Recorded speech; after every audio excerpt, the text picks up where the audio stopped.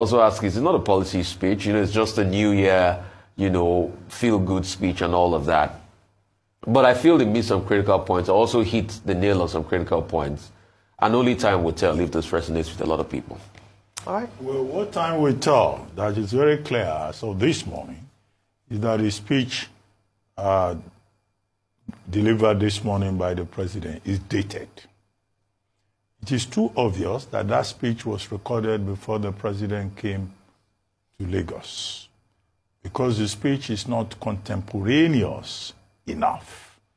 And that, I think, is in itself, a scandal.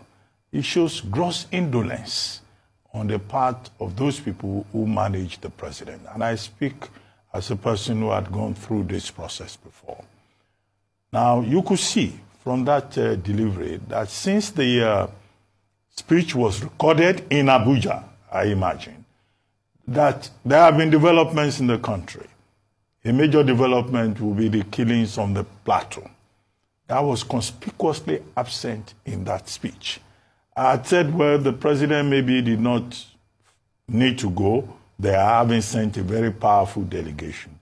But today, speak to Nigerians on New Year Day and not reflect his awareness and understanding of the killings on the plateau, and considering the fact that only yesterday, 5 more persons were murdered in Boko's local government area, just shows and confirms how dated that speech is. And I put it down to the indolence of his managers. Because wherever the president is, there's enough facility to update speeches, to change recordings. It's not as if it's a lengthy presentation. They could have updated the speech, do a fresh recording yesterday, and it will have been up to date. The other major omission is that on Saturday, the National Assembly of Nigeria passed the 2024 appropriation bill, although there are many problems with that, as analysts have pointed out. Specifically, Dr. Dele Shubowale, saying that that budget is dead on arrival, and that the only indications that you could pick out of it as a professional economist is scarcity, uncertainty, and chaos, and that 2024 will be a more difficult year for Nigerians. But the president will have piggybacked on the details of what the Senate did and also addressed that, because that's also something very fresh. But there was no reference to that in that speech. Now, to the details. The president said we voted for him because he promised us renewed hope, and that he's working hard at it and is committed to delivering on that. And he said a number of things that are important to him. Food scarcity, to address food scarcity, to address electricity supply, to address the refineries. Would the refineries work? There's no certainty in that regard. And maybe that's the uncertainty that Dele Shubowale is talking about. Now he's talking about food supply. What is the guarantee that you can have food supply if there is still insecurity in the country? The president says in that speech, in fact, that security in the country has improved. Now, how do you say that to Nigerians just less than a week after people were being killed almost on a daily basis in over 58 communities in Plateau? How does that provide a justification for the claim that you make? He said electricity supply. At a time when power generation, power supply, power distribution in Nigeria is in the dark alley of 4,000 megawatts for over 200 million people. So how is that improvement in power supply? The president also talked about his commitment to attracting foreign investment, FDI, at a time within the same week that the National Bureau of Statistics announced to us that capital importation to the country has fallen, and that 27 states of the Federation attracted zero importation of capital. And at a time where we've been told that companies are leaving Nigeria, P&G has left, Jumia may follow, ShopRite is following, other companies like that are leaving Nigeria in droves. is this contradiction not clear to the president and the drafters of his message on New Year Day? However, he admitted that there is a lot of hardship in the country as a result of foreign exchange crisis and the removal of fuel subsidy. But the economists argue that fuel subsidy, in fact, has not been removed. That fuel subsidy, in fact, is returning.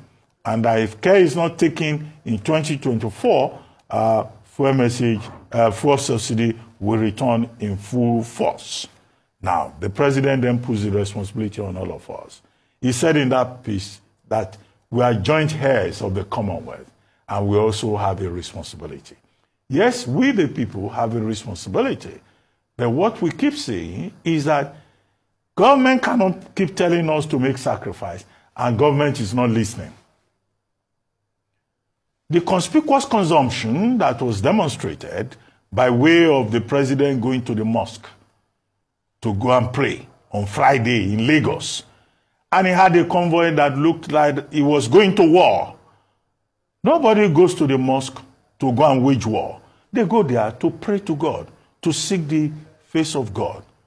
I mean, I've been part of a presidential convoys at home and abroad when I served in government. The convoy that I saw on that Friday just to go to mosque, I think that was unprecedented. And Lagos being the major political base of the president, you ask the question, what is he afraid of? So when it comes to us on New Year Day, and it says we the people must make sacrifice because the country belongs to all of us, well, are our leaders showing that this country belongs to all of us, and they themselves are ready to make the necessary sacrifice? The other point that I find disturbing in the president's New Year message, and I hope they won't do it again, by paying attention to necessary details, is that it is full of, again, promises. 7 months after, it is promises. We will step up our plan. We will do this. We hope to do this. We hope to do that. I thought that the standard practice is the imitative declaration of achievements within 100 days. In that whole speech, on New Year Day, 7 months after, I think it's quite disturbing that the president could not point to concrete achievements of what his administration has been able to do.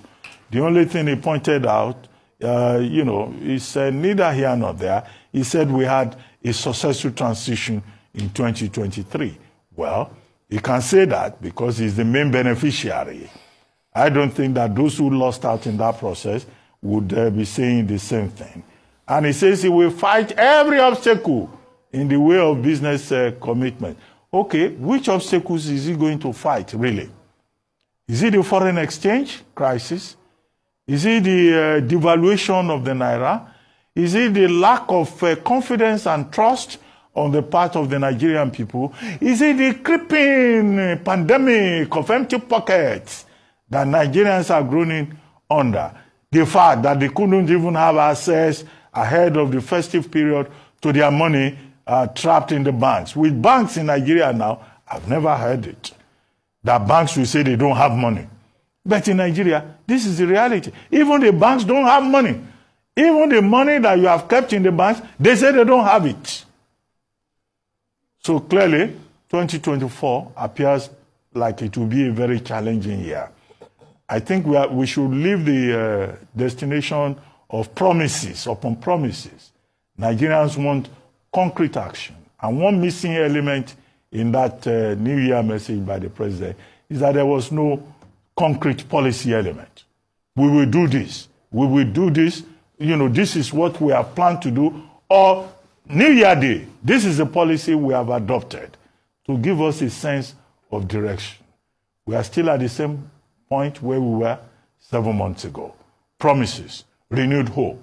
Well, hope is good, Christians will say, but concrete action, concrete measures, as Joe Ajero has argued, as Bishop Matthew Azankuka has argued, as Cardinal John Oyanekon, the Catholic Bishop Emeritus of Abuja, has argued, is what the Nigerian people need. And that's what they look forward to in 2024, Mr. President.